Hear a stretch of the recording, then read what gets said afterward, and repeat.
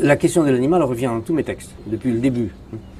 Mais récemment, enfin au cours des dernières années, j'y ai consacré des publications déjà assez longues, des conférences assez longues. Alors,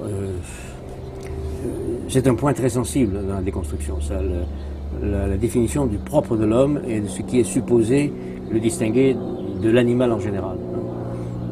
Donc là, ça m'a beaucoup intéressé et j'y ai beaucoup travaillé, c'est vrai. J'évite en général de parler de l'animal en général. Pour moi, il n'y a pas l'animal. Quand on dit l'animal, on a déjà commencé à ne plus rien comprendre. On a déjà commencé à justement enfermer l'animal dans un bocal. Il y a des animaux et avec des différences considérables entre différents types d'animaux. Il n'y a pas de raison qu'on mette sur la même catégorie de l'animal le singe, l'abeille, le serpent, le chien, le cheval, les anthropoïdes, des anthropoïdes ou des microbes.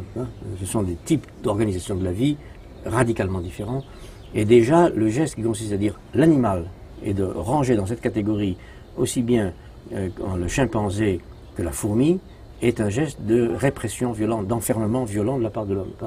Tous ces vivants ne sont pas des hommes, donc on les met dans la même catégorie. C'est un geste stupide d'abord, théoriquement ridicule, et puis c'est un geste qui fait partie de la violence humaine en général à l'égard des animaux, qui conduit aux abattoirs, au traitement industriel de la viande à consommer.